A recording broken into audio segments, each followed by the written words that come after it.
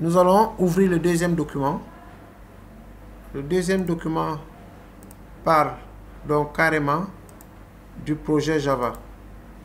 Et ce document, alors je vois si c'est le bon. Je pense que c'est... Non, c'est pas celui-là.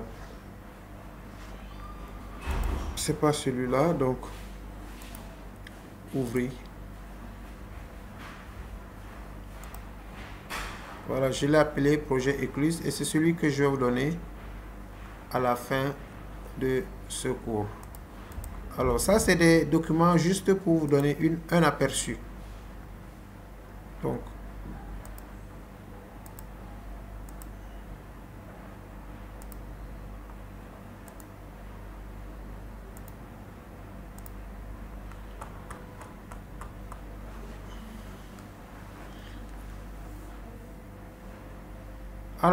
ça c'est le premier document.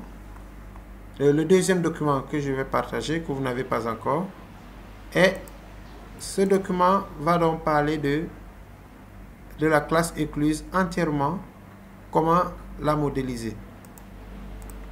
Donc dans ce document que je vais parcourir pour vous,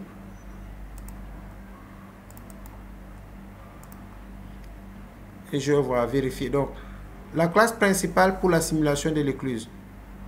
Et vous voyez, dans cette classe principale, on a fait l'importation des bibliothèques.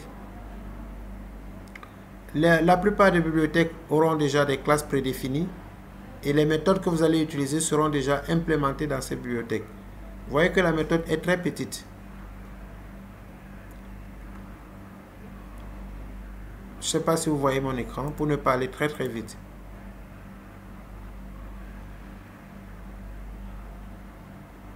Allô? Oui, on le voit. Ok. Donc ici... Oui, on le voit, on le voit. D'accord, ça marche.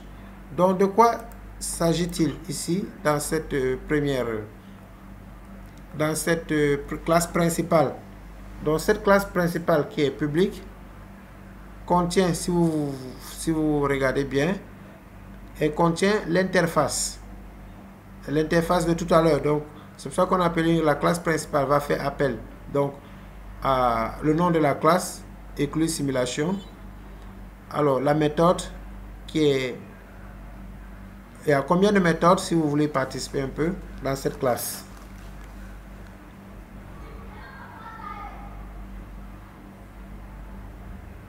Il y a 2 méthodes. Oui. C'est-à-dire?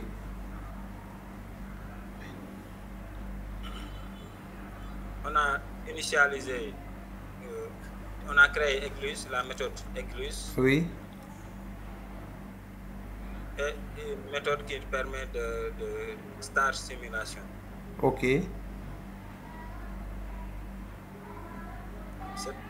Et vous voyez... Avant les méthodes, avant même la classe, oui. Il y a on voit l'importation de 2 bibliothèques. Oui, c'est ça. Et cette importation... mais est-ce que ici on est appelé à... Est-ce que ce qu'on est en train de faire, ce sont des listes? Est-ce que... J'ai pas compris. Bon, comment justifier l'importation du tableau, le array là? Vous pouvez revenir, voilà, le array. C'est-à-dire on a un Java utile.array, array list, et un Java utile.list. Oui, parce qu'on a dit que c'est une classe principale. Oui, nous avons dit que c'est une classe principale. Donc ces bibliothèques-là sont des bibliothèques minimales pour pouvoir manipuler tout ce que nous aurons dans les classes secondaires.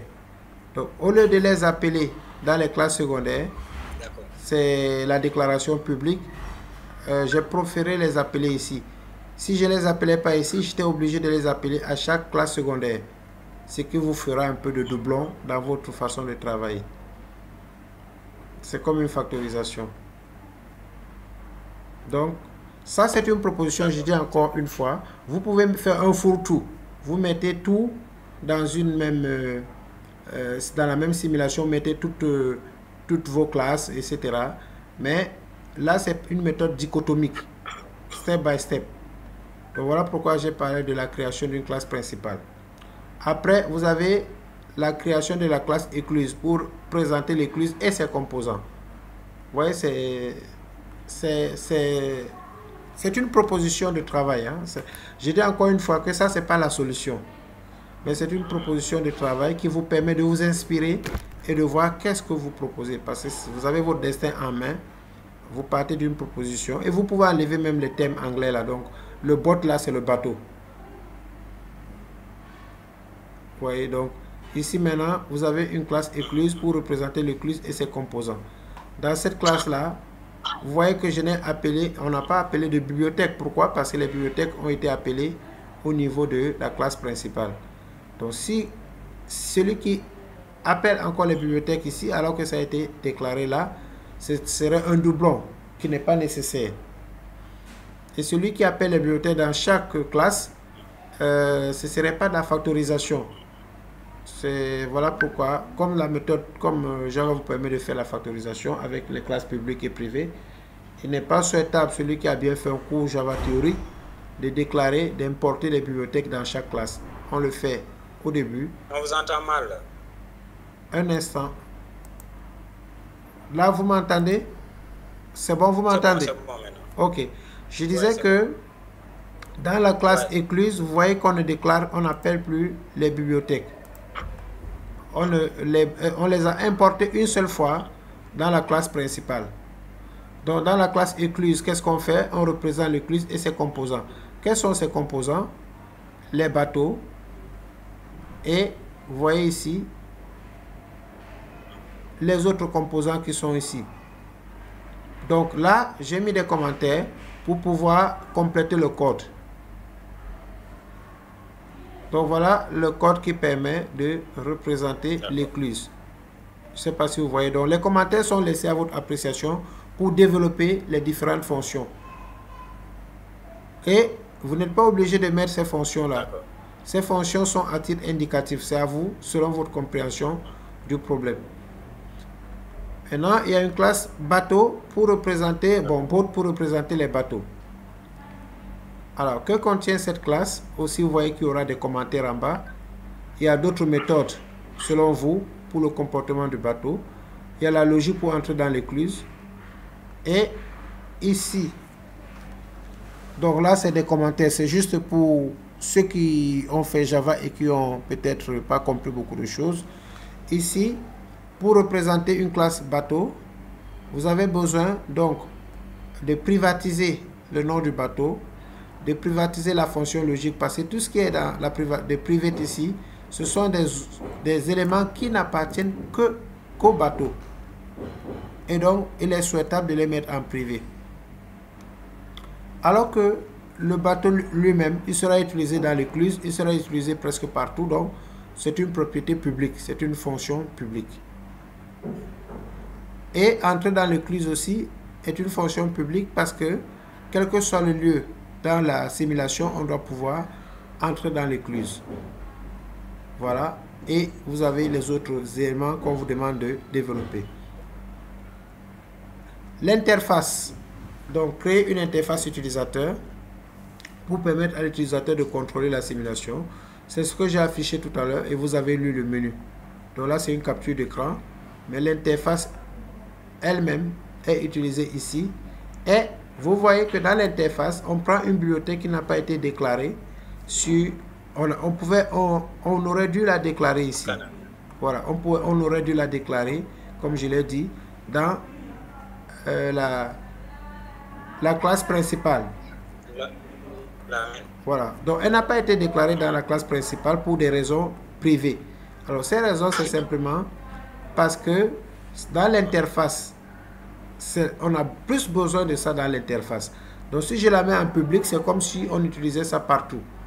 C'est dans l'interface surtout dont j'ai besoin. Parce que pourquoi? C'est dans l'interface où je fais les opérateurs d'entrée et de sortie. C'est-à-dire les primitives élémentaires d'entrée et de sortie.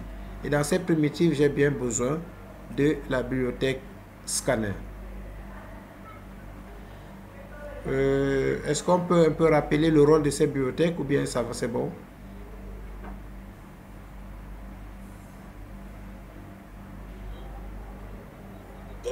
De la bibliothèque scanner? Oui. Alors, c'est devant vous. Hein. Pourquoi je l'ai utilisé? Déjà, vous avez le choix ici. Pour prendre le choix, vous savez que si vous n'avez pas cette bibliothèque, cette instruction que j'ai mis ici, int choix égale, et là next int. Vous voyez que cette instruction ne peut fonctionner que si la bibliothèque est déclarée. Vous avez scanner, espace scanner égale new scanner, system.in. Si vous n'avez pas la bibliothèque scanner, toutes ces instructions ne seront pas compilées. Vous avez le system.out.println.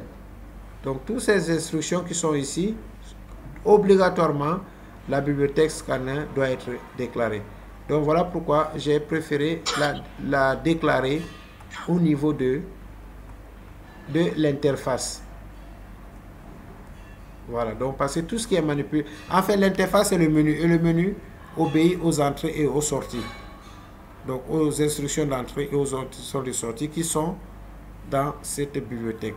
Donc, dans le cours de Java, je pense que le professeur a insisté sur ça, que c'est une bibliothèque par défaut qui vous permet de faire la sortie et l'entrée, input-output des données. Je vous laisse la possibilité de poser des questions. Mais je ah oui, Sidi est déjà là. Alors, monsieur Sidi, vous avez pris le train en marche. Est-ce que vous êtes au même niveau que nous tous?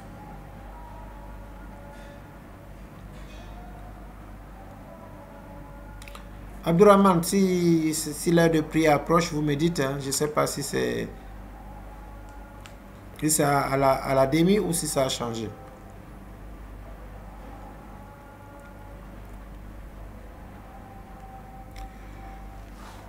C'est bon, vous m'entendez?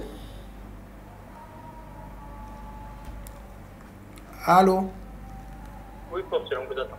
Oui, okay. On vous entend très bien. Ok. Alors? On vous entend très bien. Très bien. Je disais que... Alors, est-ce que cela veut dire que... Est-ce que cela veut dire qu'il y aura, comment dirais-je, une interface graphique ou, avec cette classe scanner? Bon, la classe scanner, ça nous permet de traiter les entrées et les sorties, mais elle ne nous permet pas de gérer les interfaces graphiques. Mais si vous voulez les interfaces graphiques, il faut d'autres bibliothèques. Il faut appeler d'autres bibliothèques et prévoir un dossier où vous mettez tous vos objets. Comment? Voilà. Ce sont les JPanel et tout ça. Exactly. On va intégrer. Exactly. Alors ça, on le fait plus avec J2E. On a plus d'options pour créer tous ces éléments. Mais vous pouvez toujours le faire si vous avez besoin d'arriver à ce stade. D'accord.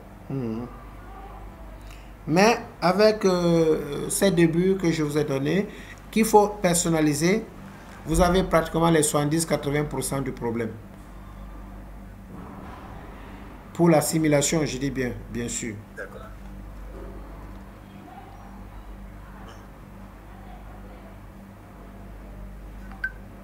Et Fatou, elle n'est pas là?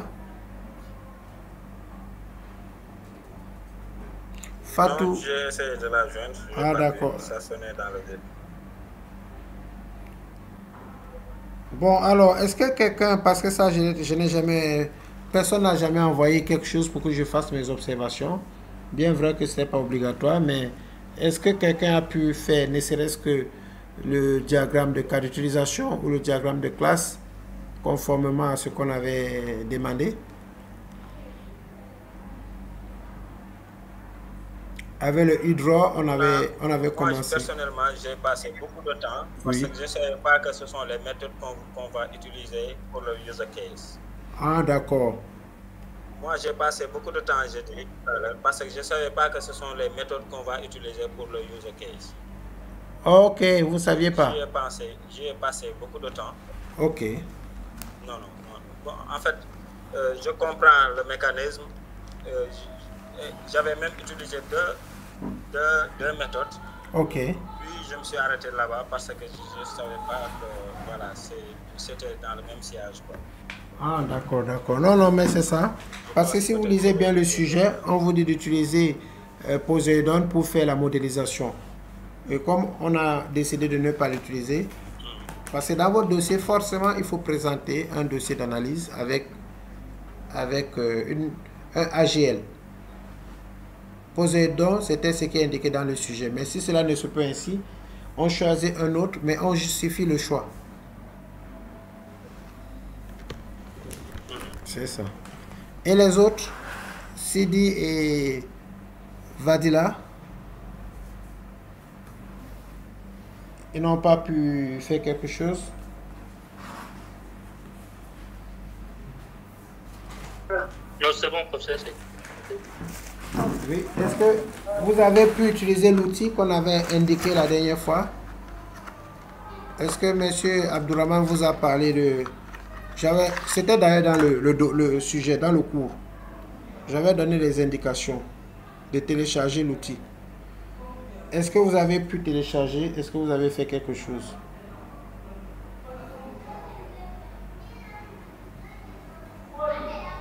Oui, professeur, on a téléchargé.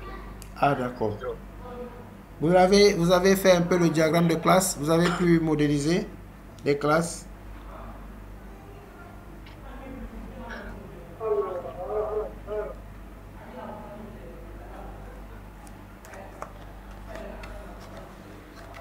Personne n'a pu modéliser les classes? On a fait quelque chose. Là.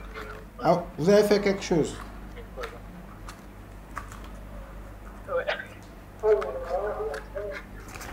On dirait que c'est l'heure de prière. Oui, professeur, on est en train de... C'est l'heure de prière. Entrer dans la mosquée. Abdourahmane. Oui, professeur, c'est l'heure. Oui, c'est l'heure de la prière. Donc on prend 15 minutes. D'accord, c'est bon. Ok, 15 minutes alors. Merci.